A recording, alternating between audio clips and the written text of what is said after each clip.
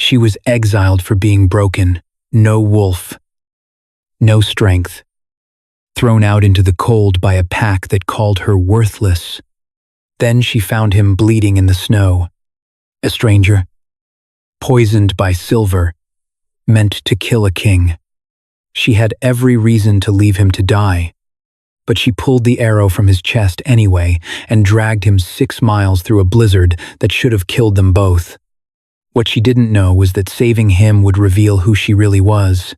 If this story moved you, hit like and share it with someone who needs it. Subscribe so you never miss the next one. Leave me. Omega. The massive stranger rasped. His voice a gravelly, agonizing echo as black blood stained the pristine snow beneath him. The blizzard howled around them. A whiteout, rapidly swallowing the tree line. Shut up and keep your weight on my shoulder. Alora grunted, her knees buckling under the sheer, unnatural mass of him. The scent of silver-laced wolfsbane was suffocating, burning his flesh from the inside out and stinging her own eyes. You'll die out here, he warned, his golden eyes dimming as a violent tremor racked his frame.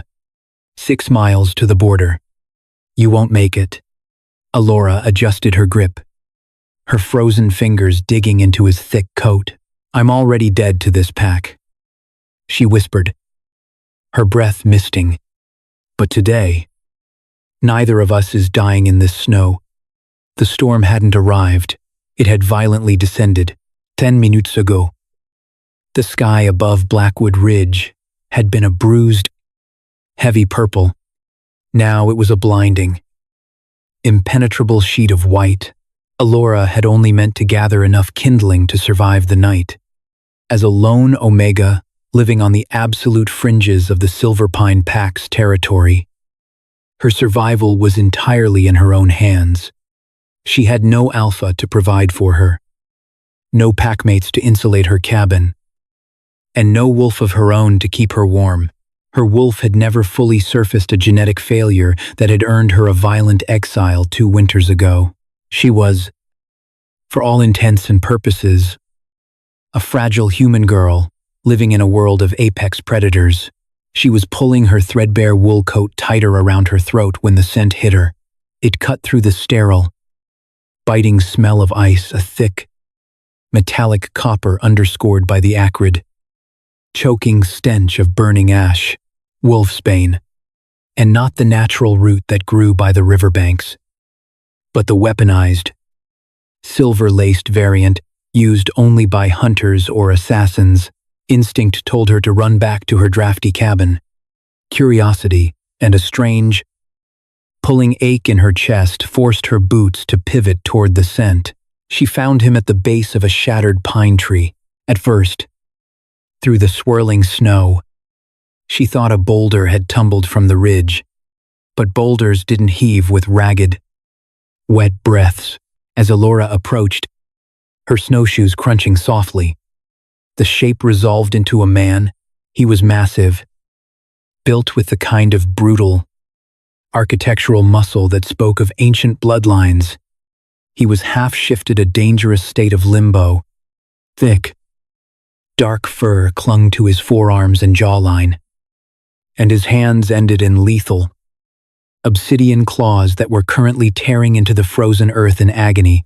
A heavy hunting arrow protruded from his shoulder. The flesh around the shaft was necrotic, pulsing black. The wolfsbane was in his bloodstream. Alora dropped her bundle of firewood.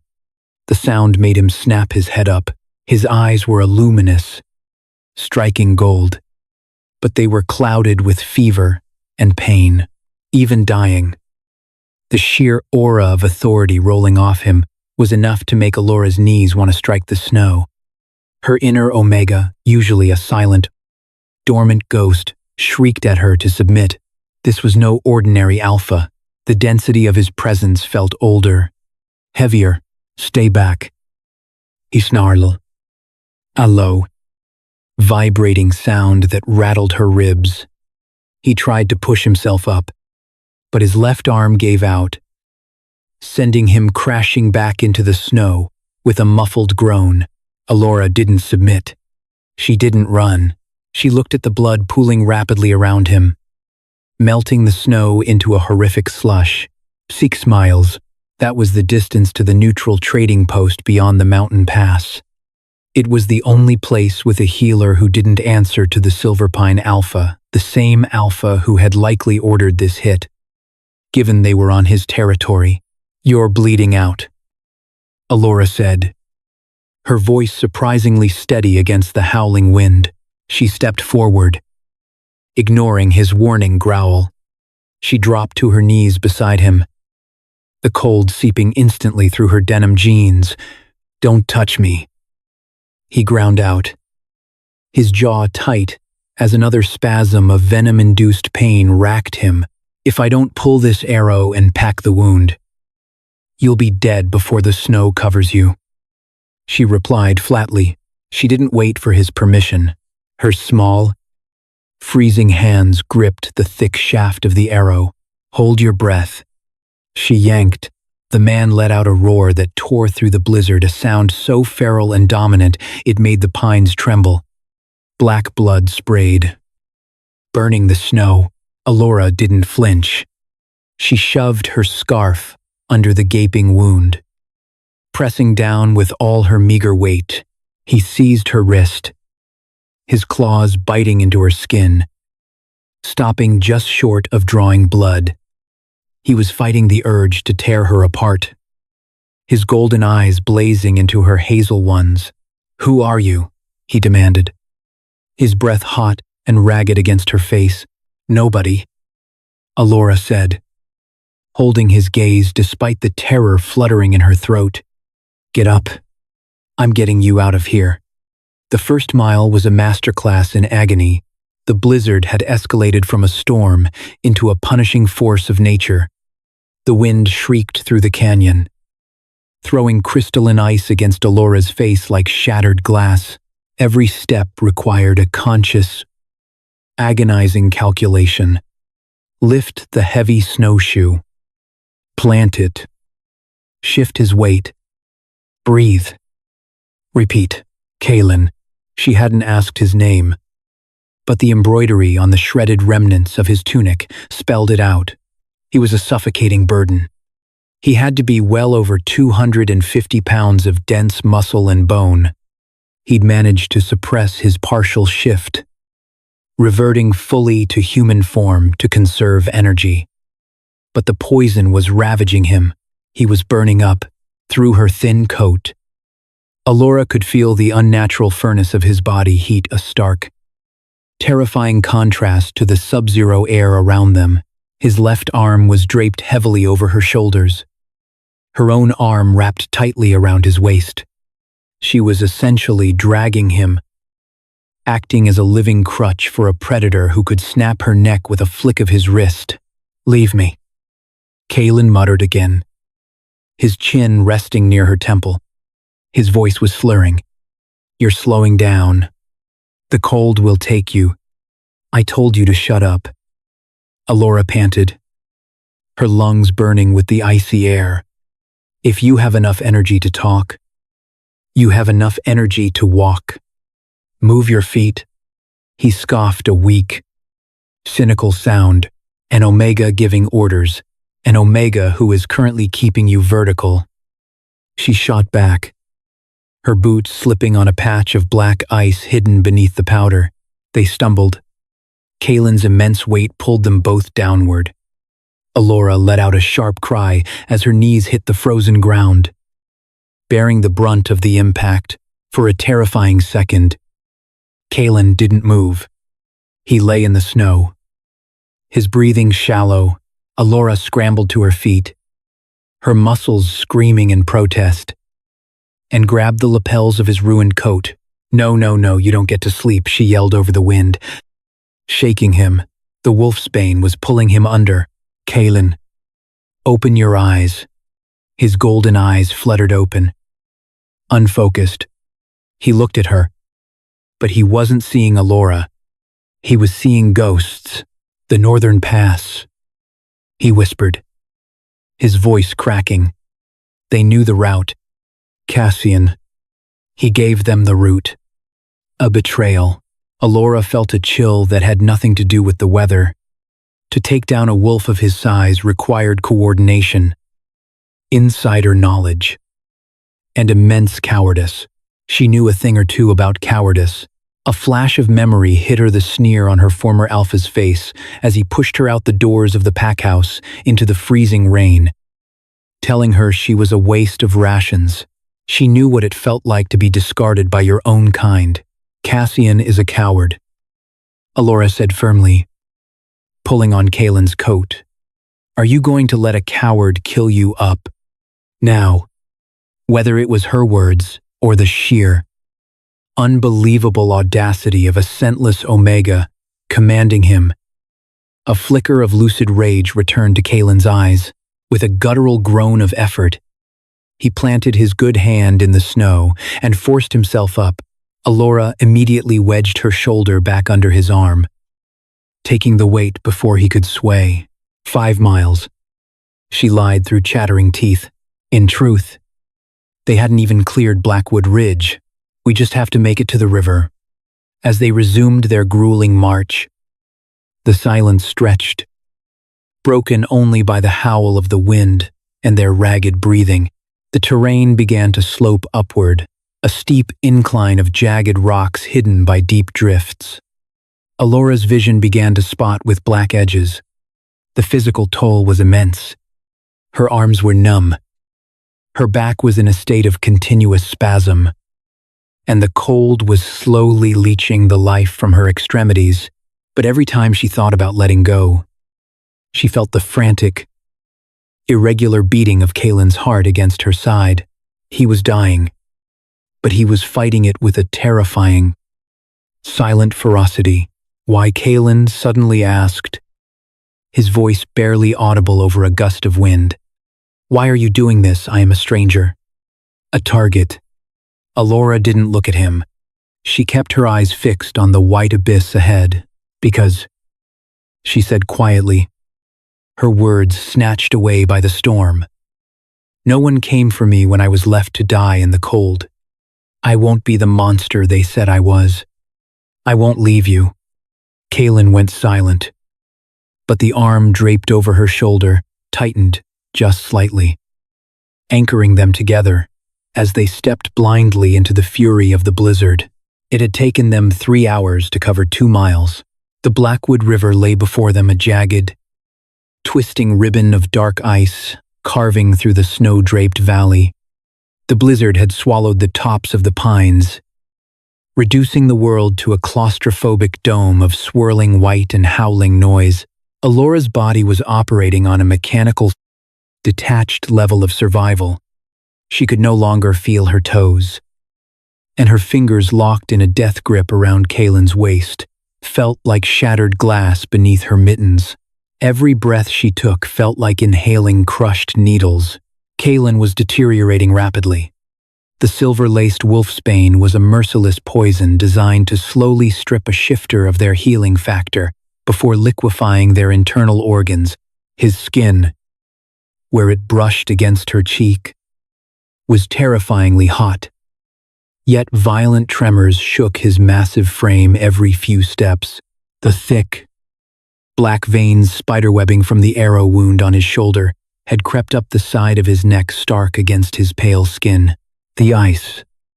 Kalen rasped, his boots dragging heavily through the powder as they stopped at the riverbank. He squinted through the storm, his golden eyes hazy, struggling to focus on the dark, polished surface. It's singing. The current underneath is fast. It's our only way across, Alora said, her voice hoarse and brittle. The bridge is 3 miles south. We'd be dead before we reached it. He turned his head slightly, looking down at her. Even dying, his gaze had a piercing, unbearable weight. He wasn't looking at an outcast Omega. He was studying a puzzle he couldn't solve. If we fall through, he murmured, his breath a puff of steam. The shock will stop your human heart in 60 seconds. You should leave me here. Cross alone. Are you always this dramatic? Alora shot back, masking her terror with sharp defiance. Step where I step. Do not drag your feet. She took the first step onto the river. The ice let out a low, resonant groan that reverberated up through the soles of her boots. It was the sound of a sleeping leviathan, shifting will. Alora held her breath, waiting for the crack. When it didn't come, she pulled Kaelin forward. The crossing was an agonizing, slow-motion nightmare. The wind here, unobstructed by the trees, battered them with hurricane force. Alora had to lean completely into Kaelin to keep them both from being blown over. Their bodies pressed flush together, beneath the soles of their boots. The black ice offered glimpses of the raging, freezing torrent rushing just inches below. They were halfway across when Kaelin's delirium spiked. He stopped dead, his muscles locking into rigid, stone-like columns. He pulled away from Alora, his eyes flaring with a sudden, feral panic that had nothing to do with the river. Cassian. No, he growled, swiping a clawed hand through the empty air. The treaty. You cannot break the line. Kaelin. Alora shouted, grabbing his coat. Stay with me, you're hallucinating. He didn't hear her. The poison was dragging him into his memories. He took a violent, uncoordinated step backward. The sound was like a gunshot.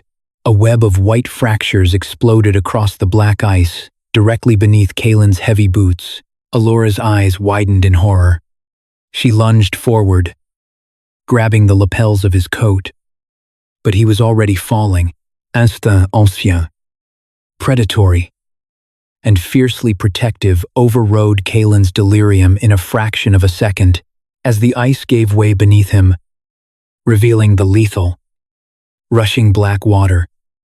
He didn't reach for Alora to save himself. Instead, he planted his good hand on her chest and shoved her backward with terrifying, concussive force. Alora flew backward, sliding 10 feet across the solid ice toward the far bank. She hit the snowpack hard, the breath driven from her lungs in a painful rush. She scrambled onto her knees, gasping, her hazel eyes fixed on the river. Kaelin. He was chest deep in the freezing water, his heavy coat instantly waterlogged and dragging him down into the current. The freezing shock should have killed him, compromised as he was by the wolfsbane, but as his fingers clawed at the fragile edge of the ice, Alora saw a flash of raw, impossible power. His muscles bulged, the dark fur of his Lycan form surging over his arms as he let out a roar that drowned out the blizzard. With a brutal display of terrifying strength, he hauled his massive upper body out of the water, shattering the edge of the ice before collapsing onto the solid, frozen shelf. Alora didn't think. She belly crawled across the remaining ice, grabbing his wrists and using all her leverage to drag him the last few feet onto the snowy bank. They collapsed together in a tangle of trembling limbs. You stupid, arrogant brute. Alora sobbed, her hands shaking violently as she brushed the freezing slush from his face. Kaelin looked up at her, his lips blue, the golden light in his eyes flickering like a dying candle. My apologies, he whispered, a dark, blood-stained smile curving his mouth. Little Omega. Hypothermia was a quiet thief. It didn't rage like the wolfsbane. It simply turned down the dials of life one by one until the body forgot how to keep the lights on. Kaelin's Lycan strength had been entirely consumed by pulling himself from the river. Now he was complete dead weight, shivering so violently, his teeth chattered like castanets. Alora knew that if they didn't get out of the wind immediately, the wet clothes would freeze to his skin and kill him in minutes. 100 yards from the riverbank, half buried under a massive snowdrift, Alora spotted the jagged, rotting silhouette of an old timber lean-to. It was a hunter's blind. Abandoned by the Silver Pine Pack years ago, it wouldn't offer warmth, but it would block the wind. It took everything she had left to drag him inside. The interior smelled of decay, damp earth, and ancient pine needles. It was barely large enough for the two of them. Alora let Kalen drop onto a bed of dry, brittle moss in the corner. He immediately curled inward, a weak, pathetic groan escaping his throat. Okay, we're out of the wind, Alora panted, dropping to her knees beside him. Her own hands were completely numb, clumsy blocks of flesh as she began tearing at the heavy, freezing wool of his coat. I have to get this wet layer off you. Kalen didn't fight her. His eyes were closed, his breathing dangerously shallow. Alora managed to peel the soaked coat away, followed by his ruined, blood-stiffened tunic. The sight of his bare torso made her breath hitch. He was a landscape of scars, silver lines that crisscrossed over corded, dense muscle, telling the story of 100 brutal battles. But the most terrifying sight was the black, necrotic rot spreading from his shoulder wound. Reaching toward his heart, she stripped off her own coat, grateful that the exertion had kept her base layers relatively dry. I'm sorry, she whispered to the empty air. Alora crawled onto the moss, pressing her back against the rough timber wall, and pulled Kalen's massive, freezing body against her chest. She wrapped her arms around his waist, burying her face into his bare, icy back, trying to transfer whatever meager body heat she had left into his system. For a long time, there was only the sound of the wind screaming against the timber walls and the ragged, dumb, uneven cadence of Kalen's breathing. Alora squeezed her eyes shut, fighting the urge to succumb to the overwhelming, heavy exhaustion pulling at her own mind. Slowly, agonizingly, Kalen's violent shivering began to subside. You are incredibly bold for an Omega. A low, gravelly voice rumbled against her arms. Alora flinched, her eyes flying open. Kalen had shifted slightly, turning his head so he could look at her over his shoulder. In the dim, claustrophobic gloom of the blind, his eyes were striking, analyzing her with a sharp intensity that belied his dying state. I'm trying to keep you alive, she replied, her voice trembling slightly. Don't read into it. He let out a slow, rattling breath. He didn't pull away from her embrace. When a wolf freezes, their scent changes, he murmured, his nose flaring slightly as he took in her scent over his shoulder. An Omega smells of milk, chamomile, submission, fear. Alora stiffened. She hated her scent. She hated the weakness it implied. But you, Kalen continued, his voice dropping to a low, intimate timbre that vibrated against her chest. You do not smell of submission. Underneath the cold, you smell like ozone, like a storm waiting to break. He shifted fully now, wincing as the movement pulled his wounded shoulder. He turned to face her, dwarfing her in the small space. He reached up, his large, calloused hand gently brushing a frozen lock of hair from her cheek. Why were you exiled?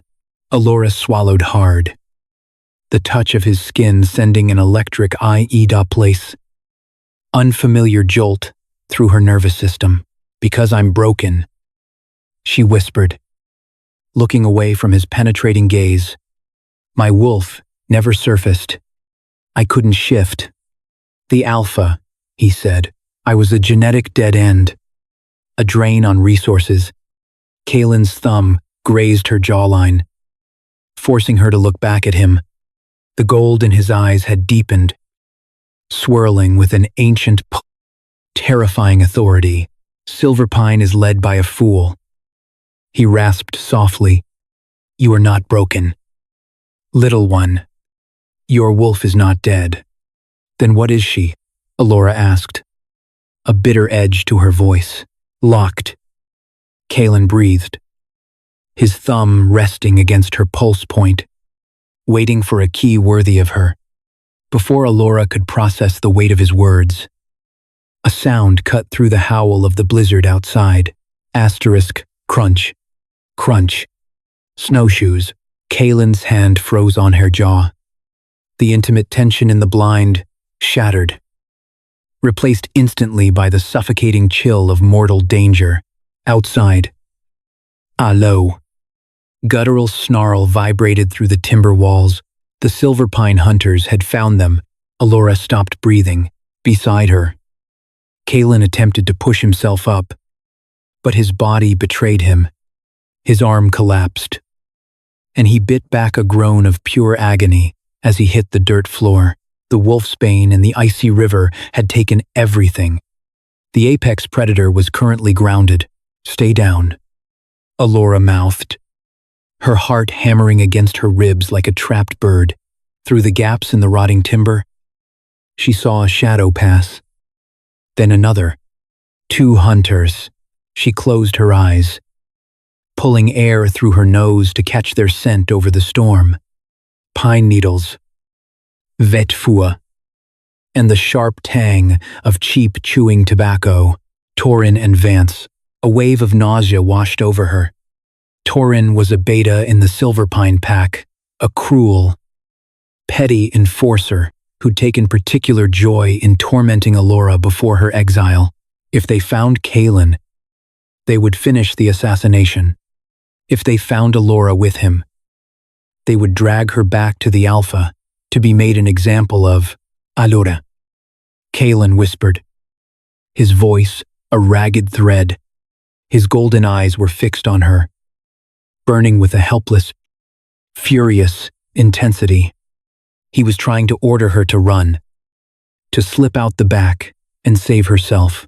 She looked at him, at the Lycan who had thrown himself into a freezing river to save an outcast he barely knew. She reached into the pocket of her coat.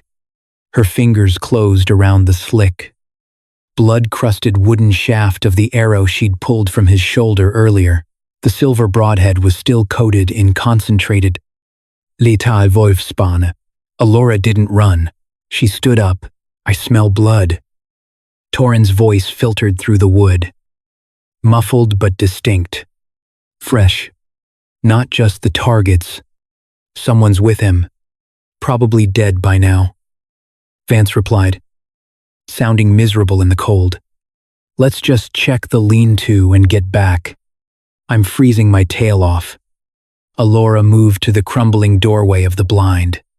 She didn't try to hide.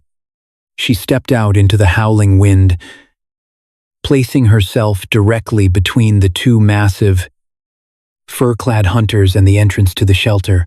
Torin stopped, his hand resting on the hilt of a hunting knife strapped to his thigh. He blinked through the driving snow. "A cruel," mocking smile slowly spreading across his scarred face. "Well, look what the blizzard dragged in. Little Alora, you're a long way from your pathetic cabin. Omega, this isn't Silverpine territory anymore." "Torin," Alora said. Her voice shook, but she planted her feet firmly in the snow. "Turn around. There's nothing here for you." Torin laughed, a harsh, barking sound. He took a step forward. "We've been tracking a wounded rogue for 4 miles. Bleeding black blood. And he leads us right to the pack's favorite punching bag." He drew his knife. "Step aside. Alora, I'd hate to ruin that pretty face before I take you back to the Alpha," I said.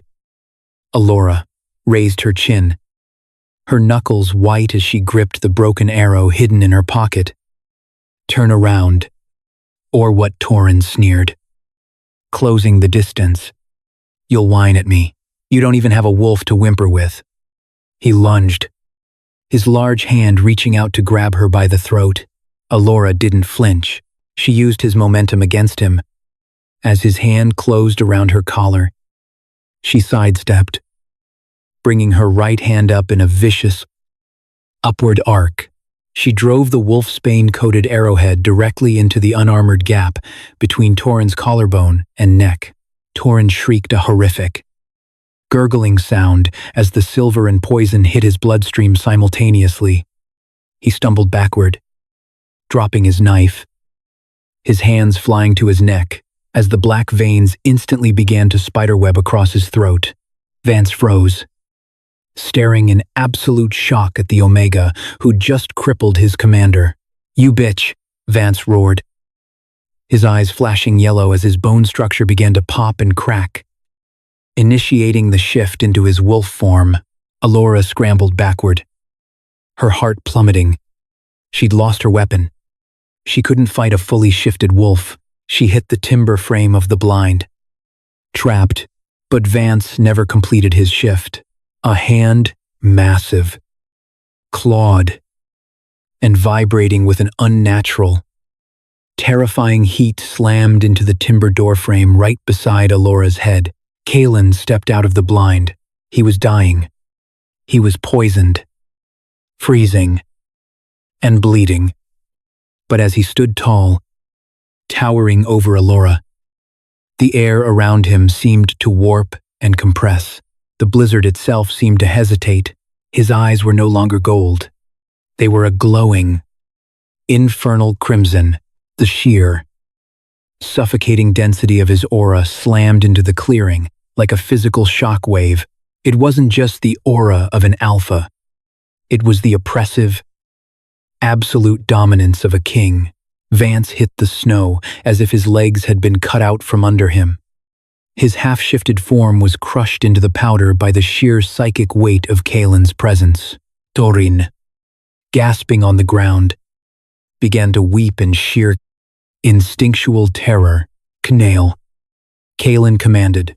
It wasn't a shout. It was a vibration that rattled Alora's teeth and forced her own knees to buckle. Though Kalen caught her arm before she could fall, Vance pressed his face into the snow, whining pitifully. Utterly paralyzed by the Lycan King's aura, Kalen held the dominance for exactly 3 seconds. Then the crimson light vanished from his eyes. He collapsed like a felled tree, his massive body crashing face first into the snowdrift.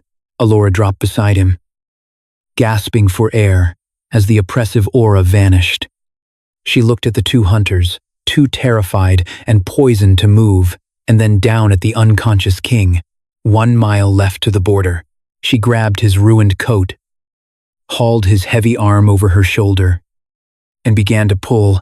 The final mile did not exist in Alora's memory as a measure of distance, but as a fractured sequence of agonizing sensations: the burn of hair-frozen lungs, the tearing ache in her shoulder socket, the slick, wet drag of Kalen's boots through knee-deep drifts. She was hallucinating by the time the flickering yellow porch light of the border clinic pierced the whiteout. She thought she saw phantom wolves stalking them in the peripheral snow. I thought she heard her mother's voice whispering to lie down and sleep, but the suffocating, dense weight of Kalen's arm across her shoulders kept her grounded in brutal reality. The clinic was a fortified, squat log cabin built right on the territorial line, separating Silver Pine from the lawless northern wastes. It was neutral ground, maintained by an old, unaffiliated healer named Silas. Alora dragged Kalen up the 3 wooden steps, her knees buckling completely on the porch. They crashed into the heavy oak door. Alora didn't have the strength to stand. She simply pounded a numb, bloodless fist against the wood at the base of the door. Bang, bang, bang. "Please," she croaked, the sound barely audible over the wind. The door wrenched open inward, warm, fire-heated air and the sharp scent of antiseptic and dried sage rolled out.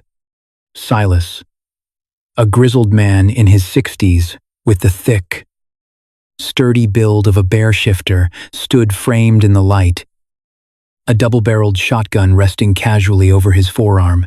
His annoyance vanished. The second he looked down, ancestors above.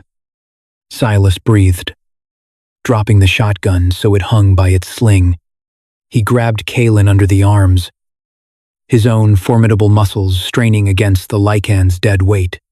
Get inside. Girl. Now. Together. They hauled Kaelin out of the blizzard and onto a large, stainless steel medical table in the center of the main room. Allura collapsed against the nearest wall, sliding down to the floor. She couldn't stop shivering. Her vision swam as Silas grabbed heavy trauma shears and began cutting away the rest of Kaelin's frozen, ruined clothing. Wolfsbane. Silas grunted, his nose wrinkling at the black, necrotic flesh around Kaelin's shoulder. Weaponized grade, silver-laced. He should have been dead 3 hours ago. What manner of beast is Silas's voice completely died. From her spot on the floor, Allura watched the old healer freeze. Silas was staring at Kaelin's exposed chest, right over his heart. Carved into the dense muscle and silvered with age, was a massive, intricate scar. It wasn't a battle wound. It was a brand, a crescent moon pierced by a crown of thorns. Silas took a staggering step backward, his face draining of all color. He looked at Allura, terror wide in his eyes. Girl, Silas whispered, his voice trembling. Do you know who you've brought into my clinic? A dying man.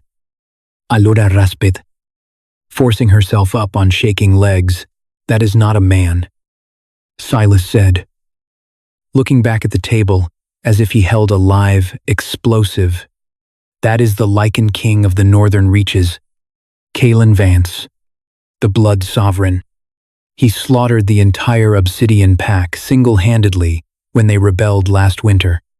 If the Silverpine Alpha finds out he is here on his border bleeding, if you don't treat him, he's going to die on your table. Allura snapped. A sudden, inexplicable surge of protective fury overriding her exhaustion. She staggered to the table, glaring at the old healer. I didn't drag him 6 miles through a blizzard for you to stare at a scar. Fix him. Silas. Now. Silas blinked, stunned by the sheer command radiating from the shivering, scentless Omega. He swallowed hard, nodding rapidly. Right. I need to synthesize an anti-venom. Stay with him. If his heart stops, you have to pound his chest hard.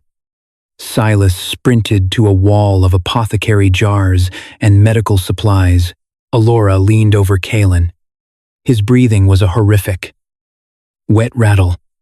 The Golden King of the North looked impossibly fragile. She reached out, her numb fingers brushing the icy, dark hair from his fevered forehead. You're a king, she whispered, the pieces falling into place. The density of his aura, the sheer, impossible strength. You stubborn, arrogant king. Don't you dare die on me now. This is going to burn before it heals. Silas warned. He stood beside the steel table, a heavy glass syringe in his hand filled with a violently glowing blue liquid. It's a flush, crushed moonflower, charcoal, and adrenaline. The silver in his blood will react violently. His beast will perceive it as a hostile attack. Allura stood on the opposite side of the table. She'd wrapped herself in a thick thermal blanket, but she was still trembling. Do it. Silas nodded grimly. He plunged the thick needle directly into the necrotic black flesh of Kaelin's shoulder and pushed the plunger for 2 seconds. Nothing happened. Then Kaelin's eyes snapped open. They weren't gold. They weren't even human. They were a blinding, infernal crimson, a roar of absolute, unadulterated agony tore from his throat a sound so loud it rattled the glass jars on Silas's shelves and vibrated deep in Alora's marrow. Kaelin's body arched off the table violently. The sound of shifting bone cracked through the room as his Lycan half surged forward, desperate to fight the searing pain of the antidote. Thick, black fur erupted along his arms, his jaw elongated, lethal claws sliding from his fingertips, gouging deep grooves into the stainless steel table.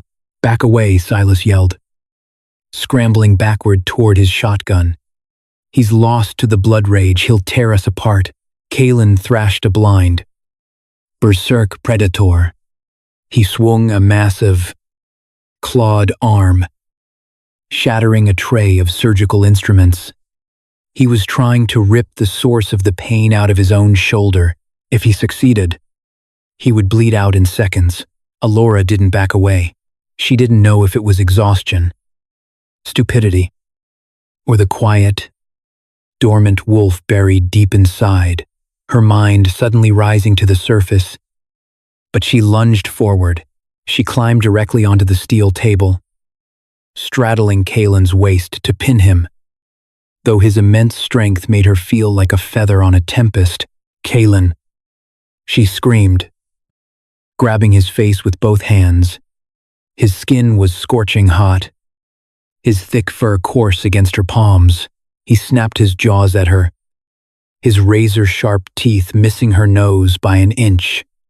The scent of blood, venom, and feral rage rolled off him. He didn't recognize her. He was pure, cornered beast. "Look at me," Alora demanded, her voice cutting through his roar. She pressed her thumbs into his cheekbones, forcing his crimson gaze to lock onto her hazel eyes. "I carried you for 6 miles. I didn't let the snow take you. And I am not letting your own wolf kill you now. Stand down." For a heart-stopping second, Kaelin froze. His chest heaved, his massive claws hovering inches from her ribs. He inhaled a deep, shuddering breath that drew her scent directly into his lungs. The ozone, the storm waiting to break. It was a scent devoid of fear. Alora realized, with a shock that stole her breath, that she wasn't submitting to him. Her inner Omega wasn't cowering. It was matching him beat for beat, meeting the Lycan King in the dark and refusing to blink, the infernal crimson in his eyes slowly, agonizingly, fractured back into a deep, swirling gold. Kaelin's elongated jaw shifted back to human form, the dark fur receding beneath his skin.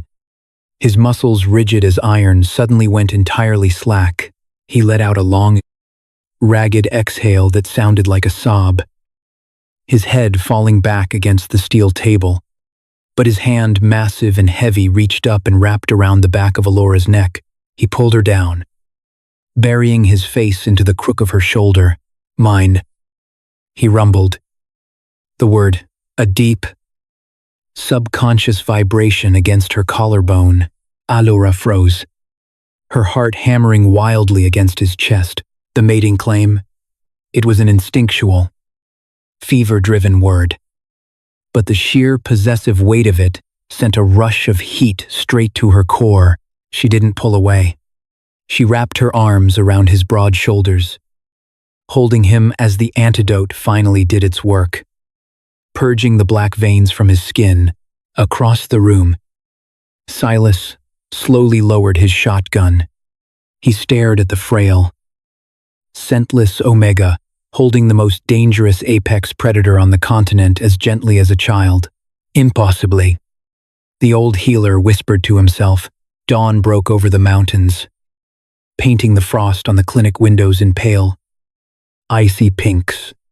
The blizzard had exhausted itself, leaving behind a silent, buried world.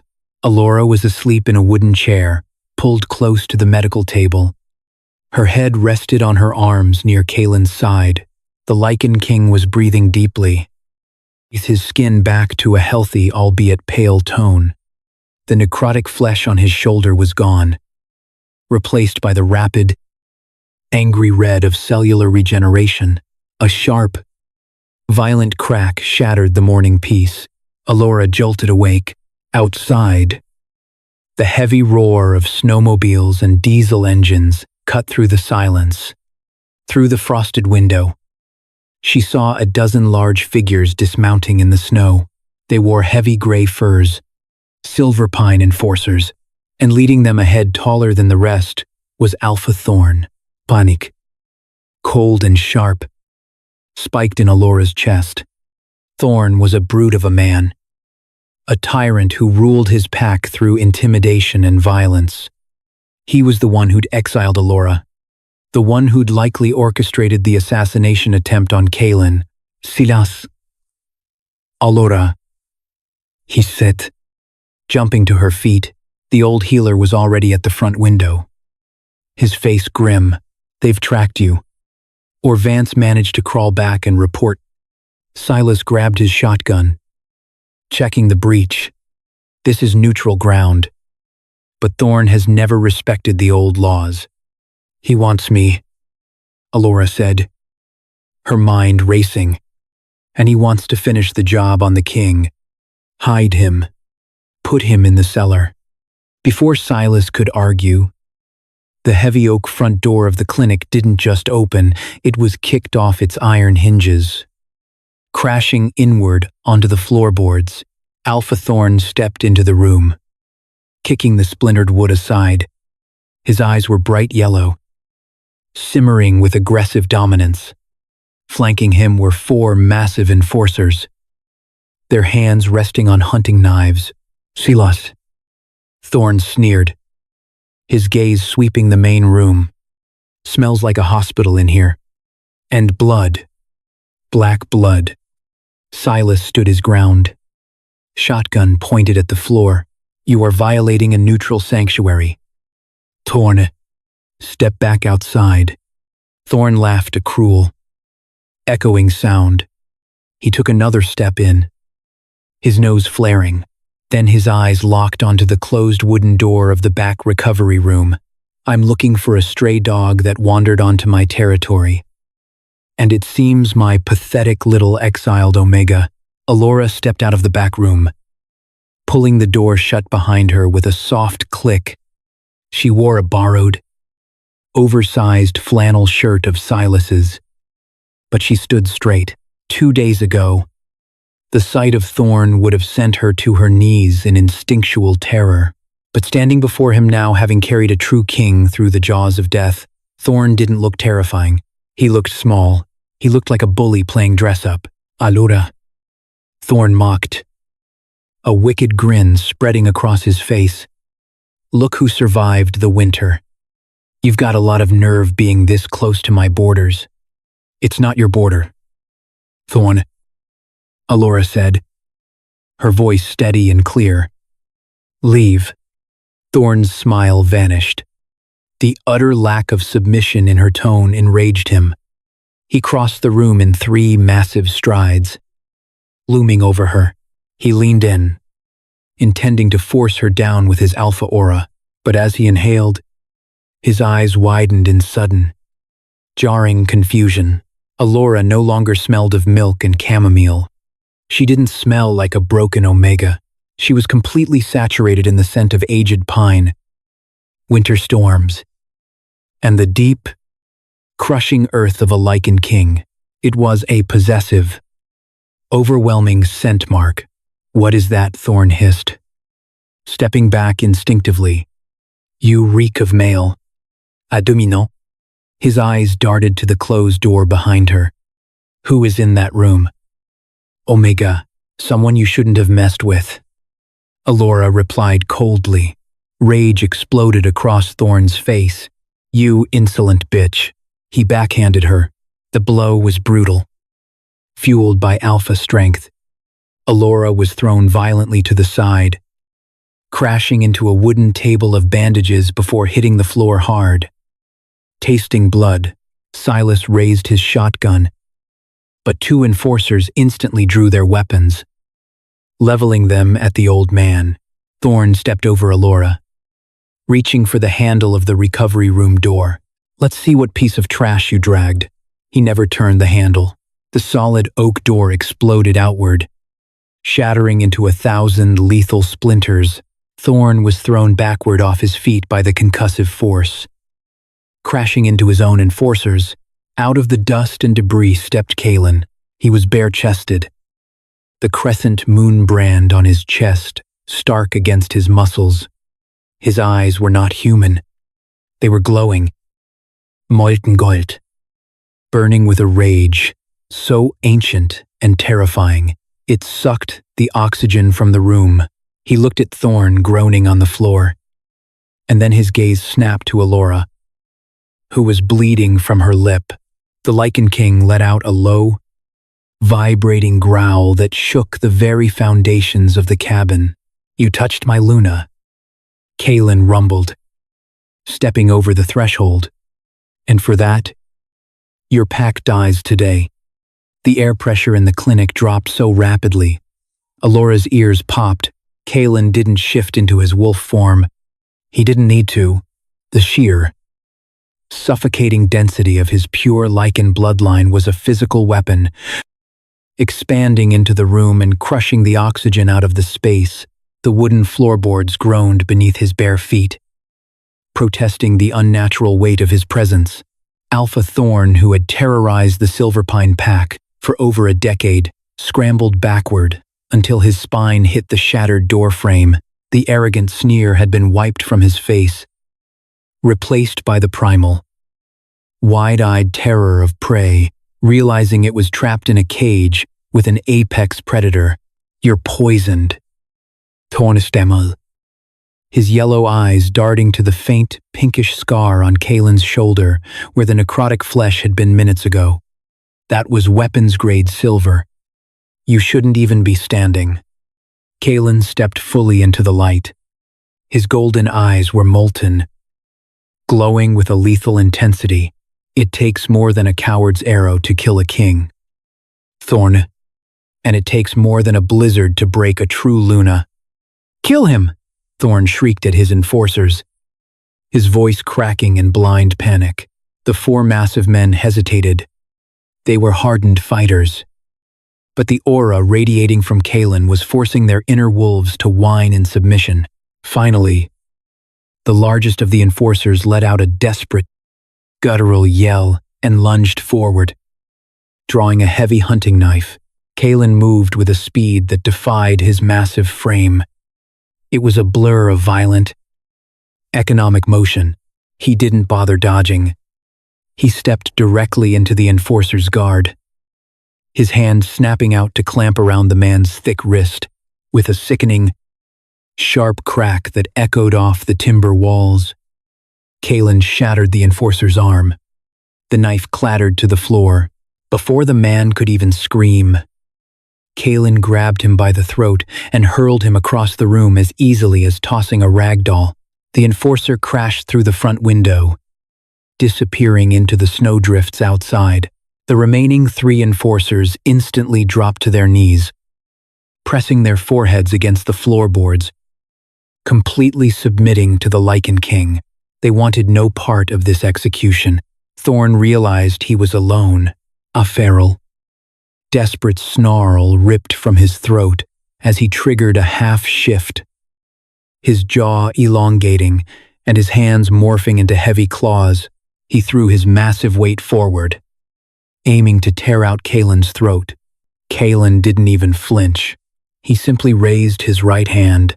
When Thorn was within striking distance, Kalen's hand shot forward, his fingers wrapping around Thorn's throat with the force of an industrial vice. Kalen lifted the Silverpine Alpha clean off the floor with one arm. Thorn kicked and thrashed, his claws scraping uselessly against the hardened, scarred muscle of Kalen's chest. Unable to penetrate the Lycan's skin, "You sent assassins into the neutral zone," Kalen rumbled, his voice a low, vibrating growl that rattled the glass apothecary jars. You violated the ancient treaties, but your greatest offense, Thorn, was what you threw away. Kaelin's gaze shifted to Alora, who was watching from the floor, her hazel eyes wide. You exiled Aluna, not because she was weak, but because you were too blind to see what she was. He looked back at Thorn, whose face was turning purple, and for that, you will answer to the Northern Council. Kaelin released his grip. Thorn collapsed to the floor in a heap, gasping and wheezing. The blizzard had finally broken, leaving behind a pristine, sunlit world of diamond-dusted pines. The journey of the lone, broken Omega had ended in the freezing snow, but the reign of the Lycan Queen was just beginning.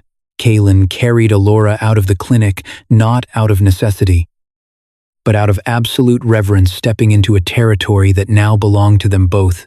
She had saved his life in the dark, and in return, he had given her the crown she was always meant to wear.